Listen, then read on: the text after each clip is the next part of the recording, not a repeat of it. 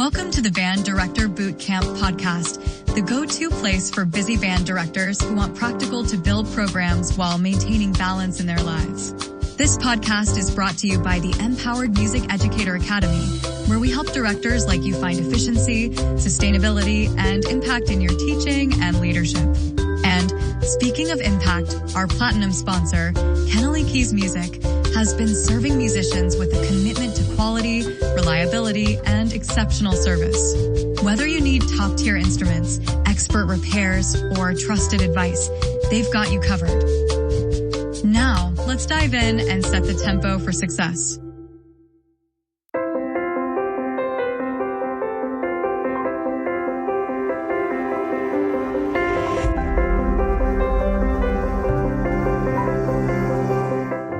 Welcome to another episode of Band Director Bootcamp, the podcast with productivity and wellness tips for busy band directors. I'm your host, Lesley Moffat, and I'm really grateful to be sharing this platform with you. We know you don't have time to watch lengthy professional development webinars, so we bring you 20-minute tidbits with takeaways you can use to support you in this awesome career. This podcast is brought to you by the Empower Music Educator Academy, where we help directors like you find efficiency, sustainability, and impact in your music and teaching and leadership. And speaking of impact, our platinum sponsor, Kennelly Keys Music, has been serving musicians since 1960 with a commitment to quality, reliability, and exceptional service. Whether you need top-tier instruments, expert repairs, or trusted advice, they've got you covered. All right, you guys, let's dive into today's discussion. I'm here with Nancy Erickson Lamont. She's a dedicated music teacher, a singer-songwriter, and a choir director who also happens to be right here in my very own region in Washington State. So she's a colleague and a friend. She embodies the message, it's never too late to begin again. And whether you're a veteran educator or you're just getting started, I think Nancy's journey is going to inspire you to embrace learning, prioritize your own creativity, and to take control of your own personal and professional growth. So welcome, Nancy. Thanks for showing up today. Thanks for having me. I love that you talk about it's never too late because, I'm almost 60 years old and I'm starting some new things. I'm determined to go into my 60s healthier and happier than I've been ever. And we're on track for that. But if you had told me this when I was coming into 50, I'd have been like, it's too late. Game over. I'm already feeling like crap. I'm dragging my butt. I'm hitting burnout. So you and I are here to tell people to be active, bringers of this awesome information. So I'm really excited to have you here today and to share your story and your journey. Yeah. Well, I'm almost 60 as well. Actually, what am I saying? I'm almost 60. I am 60. I just turned 60. So yeah, my journey is just starting and here we are, 60 years old. So a little bit about your journey, where you kind of started with your music and whatever, where you've ended up and how you've managed to create a career both in teaching and performing. And maybe, just you go ahead and I'll let you start. Okay. Well, I started in my 20s. Well, really, went through school, did all the stuff, all the classes, and was starting to perform quite a bit in my 20s. And then I got married and had children and just did the whole stay-at-home mom thing and did not perform much. I did a little bit of songwriting, but very minimal, didn't have much didn't believe in myself much. And then I started to go back to performing as my kids got older, and my husband at the time was a musician as well. So we started performing weekly at a local venue and just kind of meeting some of the jazz performers in town. But then I saw that the marriage itself was ending after about 25 years. So I was nearing 50 and saw that I was going to have to take care of myself, was no longer going to be a stay-at-home mom since my kids were grown anyway, and went back to school to finish my bachelor's and my master's and got a divorce. And while I was doing that, I also recorded my second album and started teaching. I went back and started teaching at age 52. And so I've been at the same school since. And on my second year teaching there, I did my third live album. And now in my 9th year teaching, I just completed my 4th album last May. That is so awesome. So awesome. How do you find that, like, doing things as a musician and singer-songwriter helps you in your role as an educator? Well, for one, it improves my mental health. I feel like I'm a more fulfilled human if I'm letting out the things that are inside me. I'm not just serving the students. I'm also serving my other purpose, I feel. But it also inspires students that when they see that their teacher is doing the things that she's talking about to them, it decreases my resentment and burnout, because you can get resentful if all you do is pour into other people all the time. And we tend to do that a lot as teachers. So having me time is very, very, very important. Keeps me energized. And it is actually my professional growth.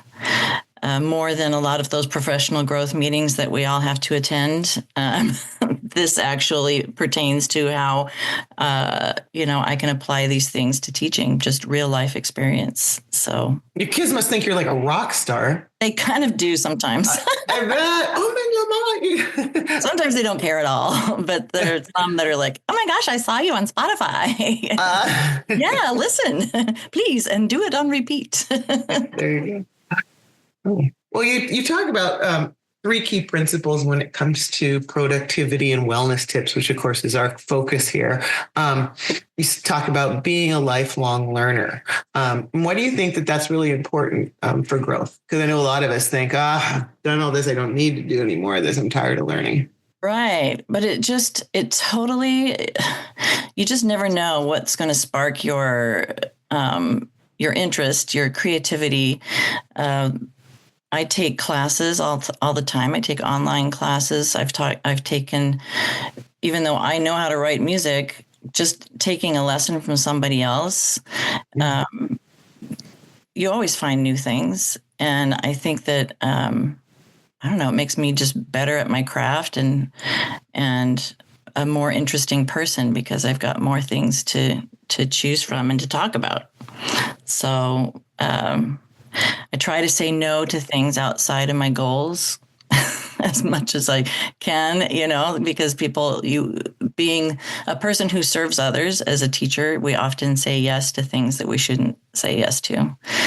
I had a coach once or a counselor that I saw who once said to me, if it's not a hell yes, it's a no. Yeah. And I was like, ooh, that's pretty good. Now, you can't always have that choice at work, right?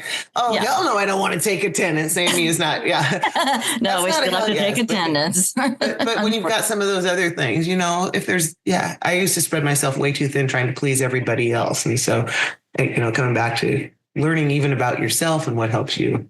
Yeah, being on that committee, is being on that committee at school going to serve your students and yourself? And, is that really if you set your goal, does that thing help you meet that goal? If it doesn't, then throw it out. Well, yeah, that's like your second point I was going to bring up, the putting on blinders. So we're not distracted. Wouldn't that be great with our students? Oh my gosh. So I know. That they couldn't see the kid next to him poking somebody or doing, Right. But when you professionally, talk about how that can help people feel less overwhelmed. And you did just now, like in some focusing and. Yeah. I mean, just, surrounding yourself with people with like-minded goals, I think, because if you aren't, you tend to be doing things that aren't towards your goal. That doesn't mean you don't go to the paint and sip event that your friend wants you to go to or whatever, because that's important too, maintaining your friendships and such. But if that's what you spend your time doing, when really what you want to do is, join a band or join a community choir or something that helps you with the self-expression that is inside you, that is really your true passion and your talent. That's laser focus. We need to laser focus a little more. So what if somebody's listening to you and they're like, yeah, that sounds great, but how do I do that? What would you tell somebody? Because your third thing is like create. You talk about Nike's just do it. So what would be like a way to get your toe in the water if you've been sitting out of it and not doing it for a while. Because that's scary. It's scary to jump in and do something. It is. And I would say take lessons, like even if I used to sing opera, but I haven't done it for 20 years or whatever. Go take lessons, get brushed up again, gain that confidence before you go out into the world and present yourself, and go listen to other people and just kind of immerse yourself in that environment. Make sure that you, sit in at a gig, do one song, someone else's gig, just say, hey, I've been working on this song with my teacher, can I sit in? And if they're, open to it, then cool. You've got your first little chance to do something. That's a safe way to tap in. Yeah. I love that. Yeah, there's online jams that you can do if you don't want to leave the house. And it's super safe because it's usually like people that aren't even in your local community. They're all across the country. So that's a fun way to do it. Then there's also your local jams. So you can go and just do an open mic. There's a whole community around that. So I know people that just all they do is go to jams. And something you said was at the beginning of that was to go listen to others. Maybe even if you're not ready to do the jamming, just getting out and watching others get up and do it can be helpful. Yeah. I really enjoyed the last few years as I've become less busy at work and found more balance. One of my favorite things has been to go watch some of my peers in their zone of excellence as they lead concerts. These people that I've known for a long time, and I've never seen them professionally, like in their zone. And it's so cool. And it really inspires me, and a lot of those folks, also I see doing such great work in their school, but they also had lives like some of our dear friends, Ansgar and Lisa Ray and all them who do such great work in their schools. And I've gone and watched that. And then I've also seen them performing and doing things out of that. And that was inspiring to me because I was like, wait, they're doing the same kind of thing I'm doing and they're finding time to do the others. So yeah, there are like a lot of the band teachers are in like big bands, just a reading band. They get together once a week to read together and perform, twice a year or something. That's a great way to get involved, and it's less intimidating than being like the lead person. It's so different to show up as an ensemble member than the director. That's for sure. I forgot how fun that was. I was like, oh, this is why I fell in love with it. Because I'm not in charge. I just get to show up and play. Right. So that's super fun. So I feel like there's something else I was going to tell you, but I can't remember now what it was. See, you're pulling a Lesley. I do that all the time. It's contagious. Well, you can just blurt something out randomly when you think of it. It's fine. Okay. But I was just going to ask you, a little bit about personal creativity. For me personally, writing books and doing some of those things, I really find is therapeutic. Sitting down at the piano and playing. My husband can tell what kind of day I've had when he comes in based on the way I'm playing, right? Because our art can be so therapeutic. I think for a lot of us, we channel all that creativity and stuff into our students a lot of the time, and we forget to do that personal piece. What kind of music do you write? Is it like personal about your life? Or? Yes, very much so.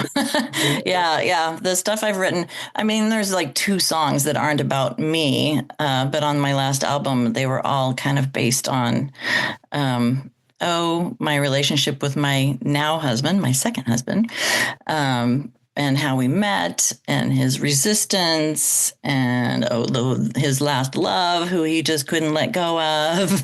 And we can learn all about your whole life, right? Yeah. And my mom passed away last year. There's a song about her. And so it's very therapeutic. And I sure over the last 10 years have come into confidence doing that because I was afraid to do it. And I was waiting for someone else to help me. And so vulnerable. Yeah, it's very vulnerable. And then to find people to partner with, because while I can play piano, I'm not a great composer when it comes to, adding the extensions on chords, 9ths, 11ths, 13ths. I'm like, I need a pianist for this. So I've found a couple piano players to collaborate with, which that creates this whole gets the creative juices flowing too, just working with somebody else and, bouncing things off of them. And what you start with by yourself becomes this whole other thing when someone else contributes their artistic, skills, and it becomes this, I don't know. It's always magical to me to see it bloom. This is so cool. Makes me want to go out and create more things right now. Before I ask you a couple more questions and we share some advice with our directors, I do want to take a minute to do a shout out for our podcast sponsors that make all this possible: the Empowered Music Educator Academy and Kennelly Keys Music.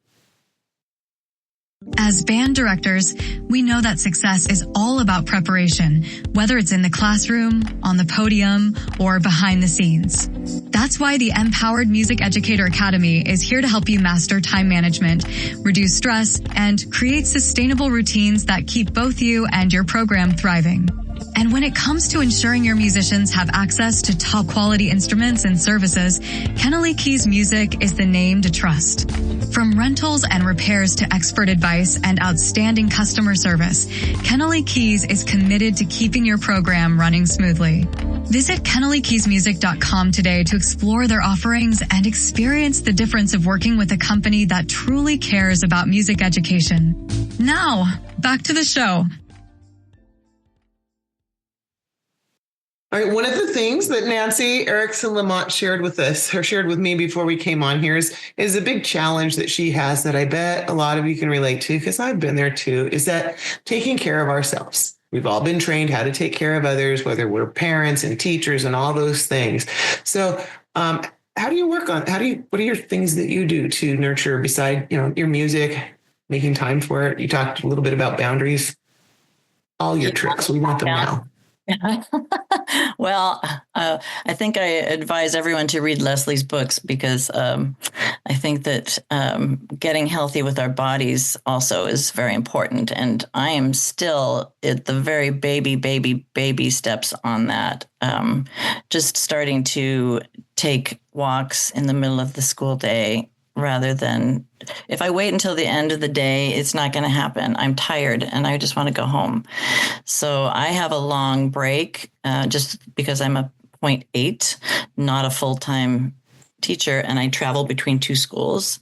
So I actually have, a prep and then a lunch that's a little longer than a normal lunch, so I can absolutely take a walk. So I'm trying to do that more and eat whole foods, good, not processed stuff. When I have to have something fast, I try and pick better places to go, Starbucks instead of McDonald's, at least there's some fresh food there. So, those are my physical things. Mental health. Everyone should see a counselor, I think. 100%. Yeah, it's really smart to have someone to bounce things off of that is not someone related to you, because those people are going to get tired of that, for one. They don't want to hear everything. And a counselor doesn't have a vested interest in the outcome. That emotional thing. And they can be that neutral person. And we all need that. Mm-hmm. We all need that. Yeah. And I stay in touch with my family. That's another good thing, at least on the phone. I don't have necessarily time to get together with my kids all the time, but we talk on the phone and stay in contact. And I have, what is that thing called with my brothers? It's my WhatsApp, because they're like across. WhatsApp, yeah. So we use WhatsApp to communicate. And that's just really healthy, to stay in touch with your family, stay aligned. Yeah.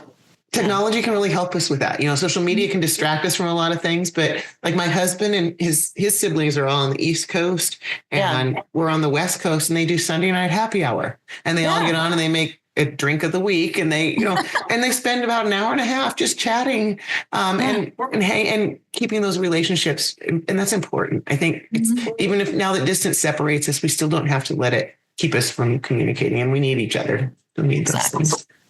Yeah. So before we get off the air, please tell us how we can find your music. Where can we connect and hear all the cool stuff you're doing? Well, I'm all over the streaming platforms. So I'm on Spotify and Apple Music and Pandora and anything you choose. Pretty much I'm there. YouTube, I have a YouTube channel. Nancy Erickson Lamont is my performing name. So that's where you'll find me on all those spaces. And my last project was Through the Passages, which had Janae Kendrick was my producer, and she's in the group Sage, which has won a couple of Grammy Awards. And then Josh Nelson played piano on about half of my last project, and he's an LA-based pianist. And Sean Jones played a solo on one of my songs. I never met him, but but he did it for me across the country, which was great. So yeah, super fun. Well, cool. We'll put a link or two in the podcast notes for those of you that might be driving and not able to take notes, so that you can go back and check out Nancy's music and hear about her whole life right there in front of your eyes and ears. Thank you so much, Nancy, for we have a beautiful sunny Saturday afternoon after lots of rain here in Seattle. She's taken the time to come and be on the podcast instead of hanging out for a little while. So maybe you can enjoy some sunshine the rest of the day. I will. Thank you. Thanks. Leslie. Well, that's a wrap. Yeah, that's a wrap for this episode of the Band Director Bootcamp podcast. Remember, success in music education isn't just about what happens on the podium. It's about taking care of yourself and setting up systems that work. The Empowered Music Educator Academy is here to help you do just that. So be sure to check us out at empowerededucator.com. And of course, a huge thank you to Kennelly Keys Music, our platinum sponsor, for their unwavering support of music educators like you. Whether you need instruments, accessories, or expert advice, their team is always ready to help. Thanks for listening, and keep making a difference in kids' lives through the magic of music education. That's a wrap on this episode of the Band Director Bootcamp podcast. Remember, success in music education isn't just about what happens on the podium. It's about taking care of yourself and setting up systems that work for you. The Empowered Music Educator Academy is here to help you do just that. So be sure to check out our resources at empowerededucator.com.